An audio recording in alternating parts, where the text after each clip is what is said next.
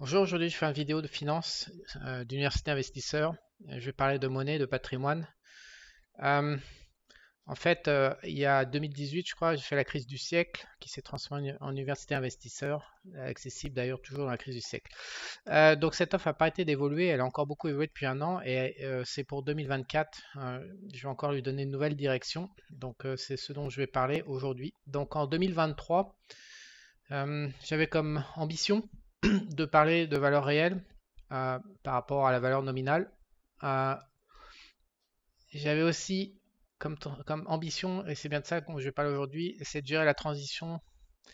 En fait, depuis 2009, par hasard, je n'ai aucun louange à recevoir. En 2009, je me suis barré de France et donc par le plus grand et le meilleur des hasards, j'ai basculé mon patrimoine 100% en dollars. Il se trouve que en valeur réelle, c'était le move à faire qui m'a permis de, par rapport à un Français normal qui est resté en euros, on parle de, dans mon cas de figure, avec les 5 millions de dollars que j'ai générés, on parle peut-être de 1 million de dollars de gains de pouvoir d'achat en valeur réelle sur 15 ans grâce à ce changement de devise. C'est à cette occasion que j'ai compris à quel point c'était vital de réfléchir sur la devise qui libellait son patrimoine.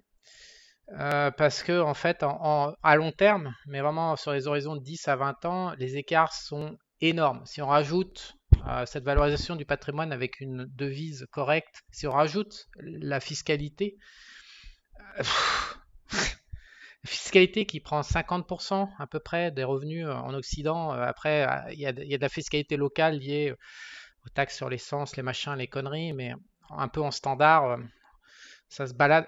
Pour les hauts revenus, je parle, pas pour les bas revenus, mais pour les revenus, ça se balade, que ce soit aux USA ou en Europe, à 50%.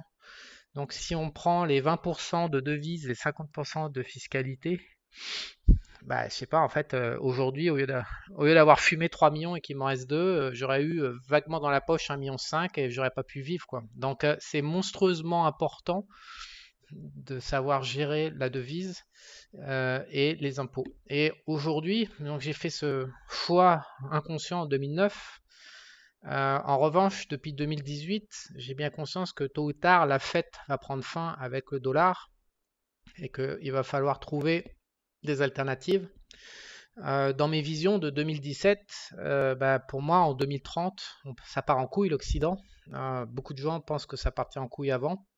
Ça fait déjà 2017, tous les ans, on me dit ça va partir en couille demain. Là, on est quand même en 2024 quasiment, c'est pas parti en couille. Parce que moi, je pense que les gens font des erreurs dans le pricing du temps qui passe. On est tous d'accord pour savoir et pour dire que ça va partir en couille. Mais le timing, on n'est pas du tout d'accord. Je pense que c'est lent et long. Et ça a une glissade, c'est comme une glissade. Et je pense que cette glissade, il y en a encore pendant 5, 6, 7 ans. Mais je pense que les États-Unis, le dollar fort, etc., on a touché le sommet. Pourquoi? Parce que le différentiel monétariste entre les USA, l'Europe et le Japon, bah, il a pris fin. On a vu que le Japon a dévalué cette année de 33% le yen par rapport au dollar parce qu'ils avaient une balance commerciale complètement niquée. L'Europe et les USA sont gérés finalement. Bah, le dollar a été touché, la parité, puis après on a vu qu'ils géraient de manière à pas aller plus loin. On a fait, je crois, 0,95 au plus bas, puis on est remonté. Je pense qu'il n'y a plus rien à gagner. Et donc, ce fin de différentiel dont je parle, dont j'ai pertinemment conscience depuis des années qu'il va falloir que je trouve une solution pour essayer de refaire 10 ans pareil sans me faire niquer comme les Européens et l'euro se sont fait niquer. J'y réfléchis depuis 4-5 ans et depuis 2 ans de manière un peu plus intensive et j'ai pris mes décisions que là, il y a environ un mois. Donc cet objectif de 2023, bah, j'avais pas de réponse. Enfin, je l'ai en décembre en fait de cette année, voilà, 2023. C'est la réponse la plus capitale parce une fois qu'on a la réponse de savoir comment on peut libeller son patrimoine, et ben, les actions qui vont découler, les stratégies d'investissement qui vont découler, elles vont s'empiler par-dessus l'aspect un peu monétaire qui permet de compter la valeur de son patrimoine et compter la valeur de son pouvoir d'achat. C'est beaucoup plus facile en fait. Mais jouer avec une devise de merde, en fait, jouer avec un État qui joue contre soi, ça sert à rien de dire on investit, mais c'est ce que tout le monde fait en France. Mais bon, les mecs ils se rendent pas compte, ils savent pas compter quoi. Après, ils voient des mecs comme moi fumer de l'argent et se dire oh putain, oh putain, il a une vie internationale, cet enfoiré et tout, mais en fait, c'est c'est juste que j'ai enlevé à la France le pouvoir de me niquer mon cul, en fait, parce que c'est que ça. Donc, à partir du moment où on enlève le pouvoir de la France ou de l'Europe, la BCE maintenant, parce que la France n'existe plus, mais à partir du moment où on enlève ce pouvoir-là que tous les épargnants donnent, ça change tout. Donc maintenant, la réflexion sur l'université investisseur pour 2024, c'est pas de la petite, c'est pas du détail en fait, c'est le paramètre principal qui va faire que les États vont jouer pour moi ou contre moi. Donc aujourd'hui, des États qui jouent pour leur pays, il n'y en a pas des masses. C'est pour ça que j'y réfléchis depuis 2 ans. Donc réfléchir, ça veut dire quoi? Bah, sur le Twitter, je passe en permanence mon temps à analyser. Les gens pensent que je suis intéressé par la politique, j'en ai, mais je sais pas comment, je sais pas pourquoi ils comprennent pas qu'il y a un lien direct entre les décisions politiques. Évaluer en fait le pouvoir politique en place, je l'évalue pour une seule raison, voir si leur monnaie peut servir de partenaire pour mon pouvoir d'achat, pour mon fric, c'est ça qui m'intéresse. J'en ai absolument mais rien à battre de la notion de pays, de nationalisme, machin, ça, je m'en bats les couilles des religions, je me bats les couilles des gens, des sociétés. Je trouve que c'est juste une usine à mettre en esclave. C'est ce que j'ai raconté en l'édito ce matin, c'est-à-dire, c'est dans le suivant, euh, il y a 4 outils, hein. Voilà, inflation, impôt, héritage, monnaie, voilà. Donc ça c'est ce qui fait un pays. C'est juste une usine pour niquer les pauvres, le peuple, la bourgeoisie, pour contrôler tout le monde. Donc je m'en bats les couilles, mais complet. Ce qui m'intéresse en revanche, c'est d'évaluer les pays. Donc je fais ça tout au long de l'année sans donner les informations qui comptent. En fait, je montre comment ils sont pourris la plupart du temps parce que bah, quand je cherche un partenaire, je regarde s'il va me baiser la gueule ou pas. Et la plupart du temps, quand je regarde, bah, je m'aperçois qu'il baise la gueule à son peuple, donc je peux pas mettre mon fric avec. C'est ça que je suis en train de faire, mais je me fous complet de savoir. Je sais pas comment. Je veux dire, si on n'est pas oligarchie, si on n'appartient pas à l'oligarchie, si on n'est pas en train de se fighter pour du pouvoir et du pognon, c'est complètement stérile. Ça sert pour moi à rien d'analyser, de voter. Ils en ont rien à foutre. On est juste des pions. Pour eux, on est de la merde. Ils nous méprisent, mais profondément. Voilà, c'est le mec, il est là dans le climat. John Kerry aux USA. Le mec, il a 6 maisons, 12 bagnoles, 2 yachts, un jet privé, puis il est en train de nous dire de ne pas polluer, de pas dépenser du carbone. Ils se foutent de notre gueule, mais royalement, ils en ont rien à battre. Donc c'est ce que j'ai dit dans cette vidéo ce matin. Il n'y a pas plus débile que la vie politique. Les mecs, en 20 ans, il y a 4 présidents des États-Unis, ils ont fumé des millions, des milliers de milliards de dollars. Ils ont pris des dizaines de milliers de vies, 20 ans. En Afghanistan, voilà, il y avait les talibans, on dit on les enlève, au bout de 20 ans, on les remet. Ça sert à rien, les mecs, ils se foutent de nous, ils ont dû je sais pas combien en corruption prendre au passage. À aucun moment je fais de la politique, le seul truc qui m'intéresse c'est ça. Donc le problème c'est que donc, tout au long de l'année je surveille les alternatives, là c'est la BCE, je surveille les États et leurs propositions de monnaie. Et le truc, c'est que depuis des années que je fais ça maintenant, depuis 1 an et demi sur Twitter, il n'y a que de la merde qui sort. Donc mes éditos, ils disent ah, tu nous dégoûtes, ouais, ça, c'est dur de regarder. Bah oui, mais c'est la réalité, les mecs, c'est pas moi qui fais le système. Et on peut pas décemment confier son argent à des enculés. C'est des enculés. Toute l'année, il n'y a qu'à regarder mes éditos. Ils font que des trucs d'enculés. Et puis, bah évidemment, il veut plus voir, il veut pas regarder, il veut plus lire tes des éditos. Bah ouais, mais mec, il y a un moment pour si tu veux du fric et si tu veux avoir du pouvoir d'achat dans demain, il y a un moment, il faut bien regarder avec qui tu bosses, quoi. À quel état tu bosses.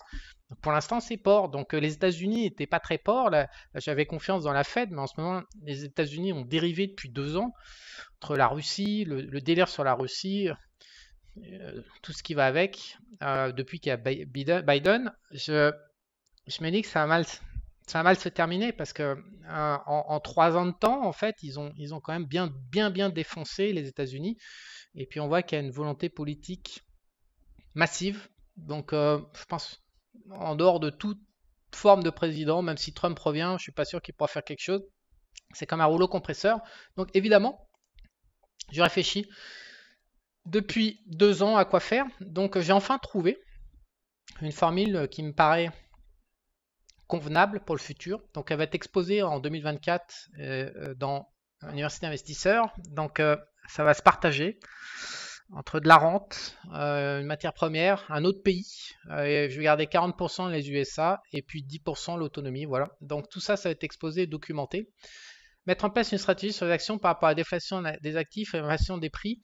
L'inflation, elle est pas mal contrôlée aujourd'hui. Donc je pense encore que. Il y a pas mal de gens qui pensent qu'ils vont inflater dans le futur. Les marchés sont en train de bourrer, on ne sait pas pourquoi, comme si on anticipait l'arrivée d'un nouveau QE. Déflation des actifs, bah, ça a été clair depuis 1 an et demi, il n'y a rien quasiment rien qu'à monter, à part le pétrole. Commencer à plat mise en thème majeur investissement pour. Bah, c'est ça dont je parlais. Remplacement du thème de l'échelle. Ok, bah, c'est ça dont je suis en train de parler. En même temps qu'il faut déterminer une monnaie, bien sûr, il faut trouver des thèmes porteur de création de valeur. La création de valeur est extrêmement rare. C'est vrai que j'ai mis un peu la pédale douce, mais je pourrais peut-être en parler plus. Je suis fasciné par le fait qu'à 80% des actifs qui créent aucune valeur, les gens misent dessus, ils font des gains nominaux, mais quand on enlève l'inflation, bah, il ne reste plus rien. La plupart du temps, c'est en perte sur le 5 à 10 ans. Et ce qui me fascine, c'est qu'il y a énormément de secteurs qui ne génèrent aucune création de valeur. Donc on peut prendre des indices. Quasiment tous les indices aux États-Unis n'ont généré aucune création de valeur pour l'épargnant. Les obligations, même américaines, n'ont généré quasiment aucune valeur. J'avais fait le test dans l'université investisseur, j'en ai déjà parlé, sur 170 ans. Ça couvre pas l'inflation. Il y a une probabilité assez rare. C'est déjà arrivé dans l'histoire, mais ça couvre à peine l'inflation. Déjà, si on maintient son capital, c'est vraiment un truc d'enculé, la finance, c'est clair. Et les États, hein. La finance d'État, c'est vraiment un truc de salopard. Surtout que les statistiques démarrent encore une fois avant 1870, comme je l'ai montré sur Twitter, et que la Fed a été créée en 1914. Donc 50 ans avant, ils étaient déjà en train d'enculer les investisseurs qui leur prêtaient l'argent pour l'État. Donc la création de valeur est quelque chose d'extrêmement rare. Euh, c'est quelque chose que j'ai peut-être pas assez parlé cette année, mais que forcément il faut prendre en compte pour créer. Justement, c'est une partie de ma solution. C'est justement que j'ai trouvé un lieu où ça crée de la valeur et où ça va probablement en créer dans le futur. Et à côté de la devise qui est correcte, il faut une.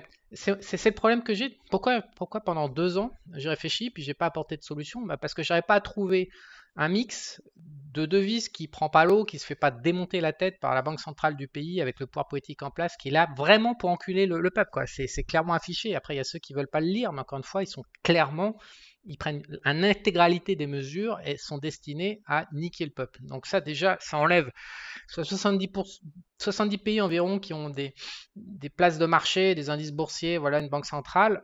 Euh, on en enlève 90%. Donc, et ensuite, c'est de trouver dans un pays qui n'est pas là pour niquer son peuple, une économie qui a l'aptitude, donc un peuple qui a l'aptitude à créer de la valeur, et cette valeur se transmet, c'est pricé par les marchés des actions, de manière à ce qu'un investisseur qui achète cette devise partenaire pour son patrimoine à long terme se retrouve en même temps avec des outils pour euh, faire progresser son patrimoine. Prenons un exemple concret, la Suisse, c'est bien beau la Suisse. Le CHF, ok, super devise, il n'y a pas de problème, fait partie du top 10% du monde, super partenaire en théorie sur le papier. Mais si on prend la bourse suisse, il n'y a rien. Il y a 4 valeurs qui se battent en duel, à part Nestlé grosso modo. Il y a deux, trois pharma et puis c'est tout. On peut pas, il n'y a pas d'outils, l'économie est trop petite. Donc du coup, on se retrouve à ne pas savoir. Ok, c'est bien beau de. Ok, je vais mettre mon fric en franc suisse. Alors déjà, le franc suisse, il rapporte zop ta mère, il rapporte 1% ou 2 par an. Euh, et ensuite, on en fait quoi? Donc, soit on va pas mettre, quand les États-Unis parviennent, avec le dollar américain, à tenir à peu près une forme d'équivalence. Le franc suisse est un petit peu plus fort, mais sur le long terme, sur 10 ans, ils ont à peu près tenu la distance avec le franc suisse, sauf que les États-Unis aujourd'hui proposent 5%.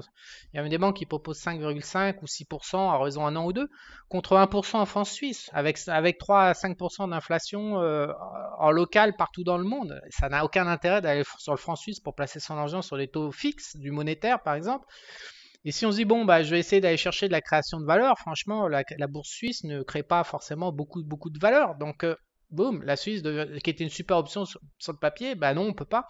Donc, c'est extrêmement compliqué d'arriver à trouver des places de marché avec suffisamment de création de valeur, d'aptitude à créer de la valeur et suffisamment d'entreprises sectorielles diversifiées de manière à pouvoir développer une stratégie d'investisseurs en même temps qu'elle est soutenue par la devise. En plus, derrière, il y a certains pays qui refusent l'accès aux investisseurs étrangers, ou alors il y a la Chine qui a un double mesure. C'est vraiment une question compliquée pour moi. Ça m'a pris 2 ans entiers, mais là, je pense que maintenant, j'ai à peu près, je sais ce que je vais faire et comment la jouer, mais ça a demandé du temps. Donc ça, c'était ça. Et ce fameux technique financière après augmenter. Alors ça, ce qui se passe, c'est que donc j'ai un flux qui est dupliqué sur toutes les plateformes, Twitter, Telegram et les autres. Et généralement, ce que je fais, c'est que je donne pas d'informations qui ont de la valeur qui permettent. Dès que ça permet de comprendre ou de créer de la valeur ou d'augmenter de développer sa connaissance de la création de valeur sur la finance, mais je ne sais jamais publié. Il y a des mecs qui me disent, ouais, ils me reprochent. Bah, mec, je vais pas te mettre dans zone gratuite ce que je mets en payant. Donc, toutes les informations qui sont à plus haute valeur ajoutée, on va dire, elles partent dans le blog d'Université Investisseur, qui est là, que je fournis assez. Il est énorme ce blog, parce que j'y suis quand même tous les 2-3 jours, et j'envoie. Soit je commente les, les mêmes posts que je mets en public, mais je ne donne pas ma conclusion, je la mets ici. Je la publie dans ce blog de l'Université Investisseur. Ou alors, c'est carrément du contenu, des posts dédiés, parce que je veux même pas que les graphiques soient publiés. Tous les graphiques de corrélation, tout ce qui permet de comprendre les mécanismes intermarchés, qui permettent de comprendre les tendances long terme, ou d'avoir un avantage, ou de progresser, ça part ici. Et c'est pas publié en zone publique. Donc, il n'y a pas que ça. Donc ça, c'était le projet 2023, voilà, que je viens de faire. Et c'est pas en cours de route, je me suis aperçu que ça le faisait pas. Parce qu'en fait, ce que j'ai découvert, c'est que tout simplement, les clients de l'Université Investisseur, il y en a 22. Il y avait, ah oui, il y en a qui ont été éliminés récemment, il y en avait 300, c'était les anciens de la crise du siècle. Ils n'ont pas le temps, en fait, ils n'ont pas le temps, ils n'ont pas envie d'étudier la finance parce qu'il n'y a pas le temps, en fait, c'est trop compliqué, ça prend trop d'années. Et comprendre fondamentalement et se former fondamentalement, pour beaucoup, ça les intéresse pas trop. Donc du coup, en cours de route, je me suis dit que j'allais publier des signaux sur différents types, rotation thématique, les méga caps, un all weather modifié, et il y avait des recherches sur les small caps et low volatility. Donc en fait, on publie des signaux, des screeners en fait, chaque semaine et chaque mois. Voilà, des positions. Donc du coup, en fait, on n'est plus du tout en train de réfléchir à comprendre, d'essayer par soi-même, et donc ces signaux vont être enrichis en 2024 avec mes nouvelles thématiques pour repositionner mon patrimoine par rapport au fait que je pense que les États-Unis ont topé et que le dollar, il faut le diversifier désormais. Donc ça va là-dedans. Donc il n'y a pas d'interprétation possible en fait. Chaque mois, c'est des machines qui crashent. J'espère avoir le temps cette année de carrément de proposer. On est en train de chercher une plateforme, soit avec MT4, Gmarket et les CFD, ou soit avec Interactive Brokers et les actions aux US. Le problème de tout ça, c'est que pour avoir des positions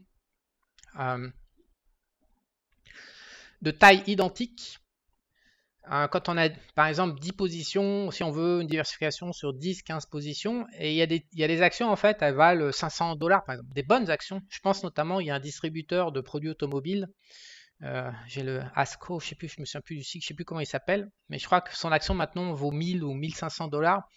Donc il suffit que on va y faire par exemple des positions de $5000. Bon, il faut 3 actions là, donc lui, à cause de lui, bon, on va se retrouver avec $6000. Donc s'il y a 10, il faut 60 000, s'il y a 15, il faut 90 000, et les gens n'ont pas toujours $100 000 à investir sur les actions américaines.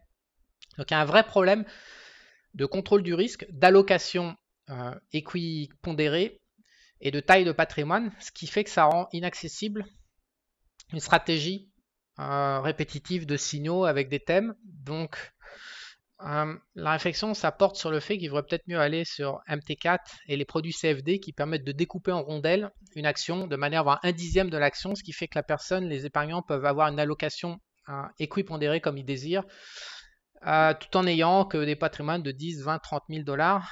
Donc, nous pensons actuellement à automatiser via la plateforme MT4 ou MT5 ces stratégies de manière à ce que les clients de Esprit Argent puissent carrément appuyer juste sur un bouton et même plus avoir besoin d'ouvrir chaque mois à transmettre les ordres, et puissent allouer ce qu'ils veulent. Ça, c'est un de mes projets 2024 à côté de la réorganisation du patrimoine. Et ensuite, on s'est aperçu avec Johan qui m'aide à gérer tout ça, que les gens ont des questions. Donc on a développé une rubrique trimestrielle de questions-réponses. Donc tous les 3 mois, on me donne une liste de questions de la part des clients et j'y réponds dans une vidéo pendant 1h30 environ. Je réponds à toutes les questions des clients de manière à développer un peu l'interactivité. Au début, il y a 4-5 ans, quand ce projet a démarré, Voilà, c'était ça. Université investisseur, il y a toujours il y a beaucoup trop de contenu en fait. Il y a énormément de contenu qui est encore l'actualité. Euh, voilà. Et en fait, ça comment? Le problème, c'est que ça prenait. C'est moi qui publiais et à se former. Alors, une brique se former, il y a des trucs comme ça. À chaque fois, c'est des vidéos d'une demi-heure, 1 heure. Le problème, c'est que c'était moi qui imposais les sujets parce que je pensais que ben, ça devait être dans une approche top-down. Donc, j'arrive, je propose de former avec ce à quoi je crois et puis les gens consomment et voilà. Il s'est avéré que dans la pratique, les demandes des clients n'étaient pas forcément, encore une fois, parce qu'ils n'ont pas le temps, ils ne sont pas intéressés à comprendre la finance dans sa globalité. Il s'est avéré que ma proposition de formation était, au début, moi, ce que je pensais à la stratégie université investisseur, c'est que j'allais faire que ça, en fait. J'allais faire que des stratégies de backtest, de machin, de discuter de comment placer, etc. Je me suis gouré. Ça n'intéresse pas trop les gens, les stratégies. Pourtant, en fait, les stratégies backtestées, c'est plus un truc de professionnel, a priori, mais les particuliers ne sont pas trop intéressés. Ils veulent une solution immédiate, sans, pas forcément en la comprenant. Euh, donc, je me suis dit que je m'étais un peu trompé sur l'université investisseur en 2023 et que je devais rétablir une interactivité avec moi. Donc du coup, on a lancé, grâce à Johan, on va pas mentir, ce système de questions-réponses une fois tous les 3 mois, de manière à ce que je colle plus aux besoins des clients de l'université investisseur. Donc la production de contenu s'est modifiée. Donc en dehors de ça, en dehors du groupe Discord dans lequel je travaille de plus en plus, les signaux sont publiés dans Discord, le blog est publié dans Discord. Il y a juste les vidéos. D'ailleurs, Discord ne permet pas d'héberger des vidéos supérieures à 500 mégas, donc toutes les grosses vidéos de formation. Donc là, il y a les thèmes des échanges entre les clients, mais toutes les grosses vidéos de formation viennent se publier là-dedans dans la boutique Esprit Argent. Mais je me suis aperçu que l'interactivité avec les clients était plus importante que comprendre le fonctionnement global de la finance et essayer de trouver des avantages statistiques par rapport aux autres investisseurs. Donc, en 2023, on a lancé ça. En 2024, ça va être renforcé de manière à ce qu'il y ait un contact, une écoute et des réponses apportées spécifiques pour les gens qui s'abonnent à l'université investisseur. Pour finir, en fait, pour 2024, contrairement à 2023, je vais me focaliser sur donc, la création de valeur. Je pense que ce que je vais faire, c'est que je vais dispatcher sur le flux public les graphiques des échecs de création de valeur avec l'inflation pour montrer, comment dire, pour montrer que la plupart des actifs niquent littéralement les épargnants. Tous les actifs synthétiques, tous les ETF sectoriels ou géographiques, c'est ultra, c'est quasi du suicide de miser comme ça en aveugle. Tout le monde dit qu'il faut faire une stratégie de long terme, c'est pas vrai. Ça, enfin, j'ai illustré. Et je pense que la création des rares actifs, je vais le mettre là-dedans et je vais l'illustrer. Et surtout, il y a quelque chose auquel je crois, et ça va être le gros thème de 2024, c'est la création d'indices synthétiques, c'est-à-dire des thématiques que je vais constituer moi-même, donc des indices qui ne sont pas supportés par des ETF, mais qu'on peut dupliquer via les CFD ou via les actions. C'est la même chose que pour ces signaux. En 2023, je me suis aperçu parce que l'année 2023 était très bizarre. Elle a été dispatchée entre les big caps.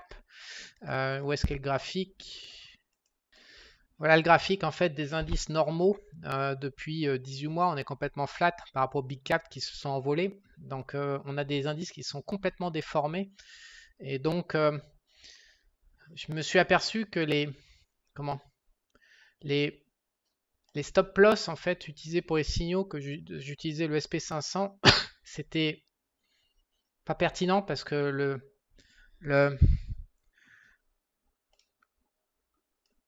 ça s'est déformé en fait. En fait, c'est comme s'il y avait plusieurs tendances à l'intérieur du SP500 et donc on peut plus prendre le SP500 comme référentiel pour faire des coupures s'il y a des risques de marché baissier.